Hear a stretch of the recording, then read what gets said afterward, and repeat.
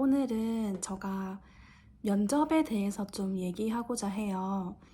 제가 면접 준비했었을 때 제일 궁금했던 걸 돌아서 생각해보면 어느 정도로 답변해야지 이 정도의 점수가 나올까라는 거였어요. 그래서 제가 작년에 뭐라고 대답했는지 그리고 그 대답한 결과 점수가 어떠했는지 알려드리기 위해서 영상을 만들었습니다. 면접장에서 나오자마자 거의 복귀를 했기 때문에 지금 말하는 내용이 실제 면접장에서 얘기한 내용과 한 95% 이상. 질문은 위에 글로 따로 띄워드릴게요. 구상형 1번 답변 드리겠습니다. 자기 효능감이 저하된 것입니다. 이유는 사례에서 학업 성취도가 낮고 학부모도 왜 이렇게 못하냐고 말하는 것을 보아 성취감을 느끼지 못했다는 것을 알 수 있기 때문입니다. 이를 위한 방안은 첫째, 도전적 과제를 통해 성취감을 느낄 수 있도록 하겠습니다. 구체적인 방안으로 진단평가를 통해 학습자의 능력과 특성을 정확히 파악하고 조금만 노력하면 해결할 수 있는 도전적 과제를 제시함으로써 성취감을 느끼게 해주겠습니다. 둘째, 칭찬 릴레이를 실시하겠습니다. 학생들이 돌아가면서 A 학생에 대한 장점을 적어주는 것입니다. 이를 통해 자신에게 강점이 있다는 것을 알게 되어 자신감을 가질 수 있을 것입니다. 이렇게 구상형 1번은 답했고요. 구상형 2번은 이렇게 답했습니다. 구상형 2번 답변 드리겠습니다. 인성교육을 실시해야 하는 이유는 앞으로 학생들이 살아갈 사회는 4차 산업혁명 시대로서 모든 것이 빠르게 변화하기 때문에 이러한 변화에 맞추어 성장하기 위해서는 서로 협력해야 합니다. 그리고 이러한 협력의 가장 기본이 되는 것이 배려와 존중의 인성이라고 생각하기 때문입니다.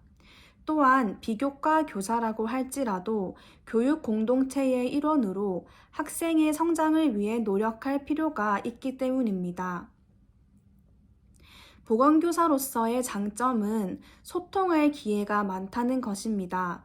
소통을 통해 배려와 인성이 부족한 학생을 선별할 기회가 많으며 보건교사가 먼저 나 전달법을 통한 배려와 존중의 태도를 보일 때 학생이 이 모습을 보고 배울 수 있다는 장점이 있습니다. 다음으로 지도 방안 말씀드리겠습니다.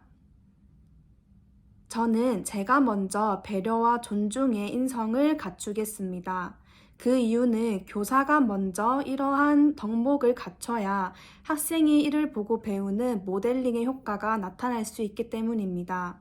구체적인 방안으로 독서 교육을 하겠습니다. 독서를 실시하겠습니다. 책은 작은 세상이라고 생각합니다. 그 안에서 다양한 상황과 다양한 사람을 만나 간접적인 경험을 할 수 있습니다. 이를 통해 책에 있는 인물의 입장이 되어보므로 배려와 존중의 태도를 얻을 수 있을 것입니다. 이렇게 대답을 했습니다. 제 생각에는 구상형 2번에서 방금 말한 지도 방안 부분에서 조금 감점을 당한 것 같아요. 이 부분에 대해서는 그 답을 다 한 다음에 다시 말씀드릴게요. 구상형 3번 답변 드리겠습니다. 저는 교사가 SNS를 하는 것에 찬성합니다. 그 이유는 최근 코로나로 인해 학생들과의 소통의 기회가 줄었고 교사와 관계를 형성하는 게 더 어려워졌기 때문입니다.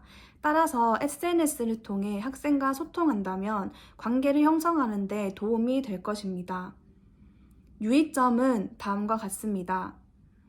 교사가 SNS에 명품을 올리거나 과도한 노출을 하면 안 된다는 것입니다. 그 이유는 SNS를 학생들이 보면서 상대적 박탈감을 느낄 수 있기 때문입니다. 따라서 교사는 자신의 행동을 되돌아보며 반성적 성찰을 하는 유의점을 지녀야 할 것입니다. 이렇게 답을 했습니다. 구상형 3번의 경우에 맨 마지막에 유의점에서 감점을 좀 당한 것 같아요. 제가 알기로 이 유의점이 그냥 유의점이 아니라 조직 문화와 관련된 유의점이라서 제가 한 대답이 조금 핀트에 어긋났을 거라고 생각해요.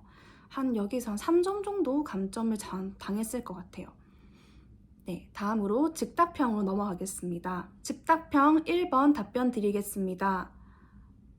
저는 학생을 무조건 신뢰해야 한다고 생각합니다.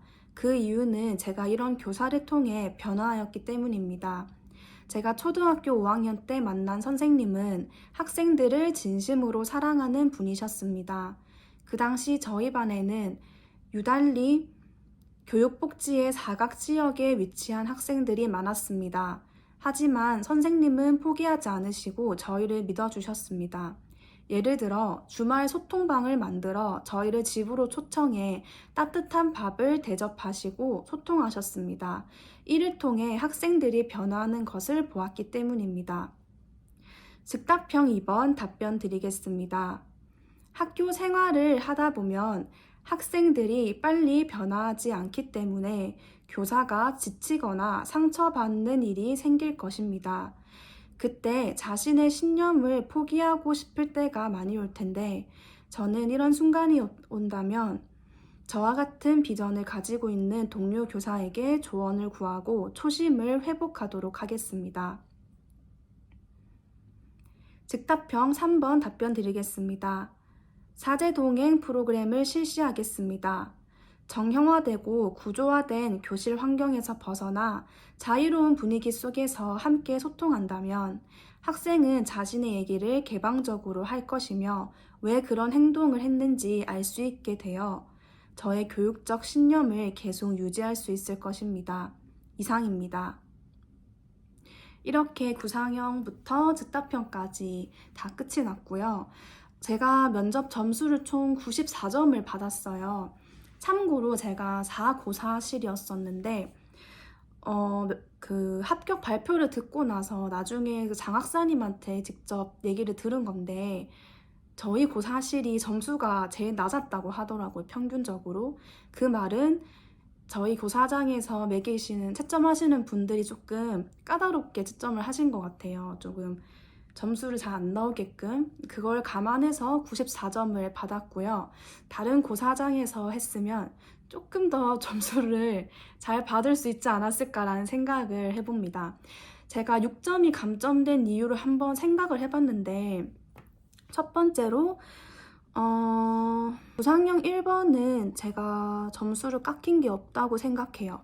구상형 1번을 했을 때 그 면접관 분들의 반응도 좋았었거든요. 이 부분 넘어갈게요. 구상형 2번에서는 감점 부위가 어디였냐면 그 마지막에 지도 방안을 물어보는 게 있었어요. 그 인성교육을 하는 데 있어서 지도 방안 뭐 이런 거였는데 지도 방안을 말하는 데서 제가 독서 교육을 말했잖아요. 이 독서 교육에서 좀 감점을 당했을 것 같아요. 완전 핀트에 어긋난 건 아니지만 조금 핀트에 어긋났을 수도 있겠다라는 생각이 들어서 여기서 감점을 당했을 것 같고 마지막으로 구상형 3번에서 유의점을 얘기하는 게 있었는데 이 유의점이 그냥 유의점을 얘기하는 게 아니라 조직 문화에 있어서의 유의점을 얘기하는 거였어서 제가 얘기한 명품이나 과도한 노출 이 부분은 조직 문화에서의 유의점에서는 아닌 것 같아요. 핀트에 좀 어긋난 것 같아서 구상형 2번하고 구상형 3번에서 각각 3점씩 감점을 당한 것 같아요. 나머지 구상형 1번과 즉답형은 대답을 잘 했고 다른 분들이 대답한 거랑 비교했을 때도 제 답변이 괜찮았다고 생각을 했거든요. 그래서 두 부분이 조금 부족했던 것 같습니다. 네, 이상으로 제 면접 복귀를 끝내도록 하겠고요. 저의 면접 복귀가 여러분에게 많은 도움이 됐으면 좋겠습니다. 감사합니다.